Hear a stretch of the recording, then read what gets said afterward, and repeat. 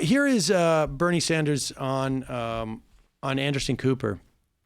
Like I say, Michael Bloomberg is unleashing the kitchen sink on Bernie Sanders.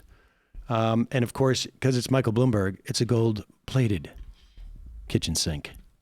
The really tough stuff is that 43 years ago, he wrote a satire that was the aim of which, at least as articulated in the piece, was saying that we are constrained by our traditional gender roles.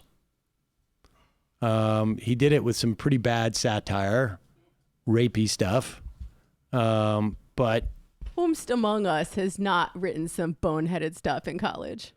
I certainly got in trouble for some satire of that ilk. I don't think Bernie's. I wonder what these two guys talked about in this meeting. If it was. I mean, look, it's ironic. Bloomberg is obviously dealing with trying to pay off people who he had settled with over sexual harassment suits. And so one of the best defenses is a good offense. This came up in 2015. In fact, I tweeted out an NPR article about it that dealt with this in 2015. But some of the other stuff is that Bernie Sanders almost said the identical thing that Barack Obama did about Cuba.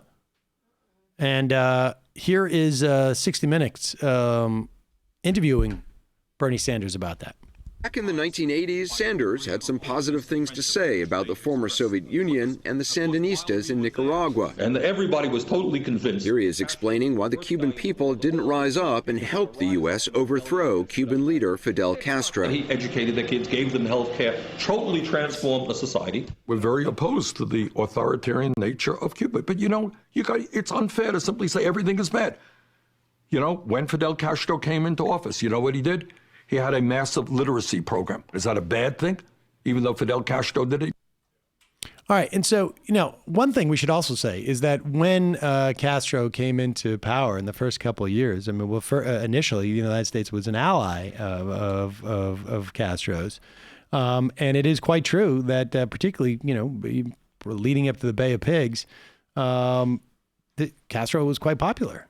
The whole reason the Bay of Pigs happened the way it did is because we had this theory from expat Cubans in our own right-wing places that we would go there and everyone would be like, oh, thank God the liberators have arrived. And actually, no, they got torn up on the beach. Yep. No, if anything, the constant threat of U.S. imperialism and invasion has incentivized socialist leaders around the world, specifically in Latin America, to be more militarized and authoritarian. Because they're constantly under threat of coup. It's a subsidy to the authoritarians in all these movements. But nevertheless, he had a somewhat nuanced perspective, which is, and nuanced is maybe even too strong of a word. He said, yeah, they're authoritarian. But they had a literacy program. I mean, who could say something like that? That should be automatically disqualifying. Oh, what's this clip that says whitehouse.gov on it in the corner? That's weird. Play this. And I said this to President Castro in Cuba. I said, look, you've made great progress in educating young people. Every child in Cuba gets a basic education. That's a huge improvement from where it was. Medical care. The life expectancy of Cubans is equivalent to the United States, despite it being a very poor country, because they have access to health care. That's a huge achievement. They should be congratulated. But you drive around Havana and this economy is not working. It looks like it did in the 1950s. And so you have to be practical in asking yourself, how can you achieve the goals of equality and inclusion? Wow. He didn't even qualify that by saying there was an authoritarian government. Now, to be fair,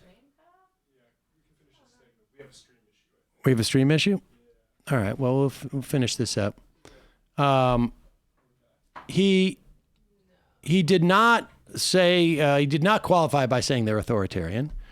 He basically just went on to say, there was a problem with the economy.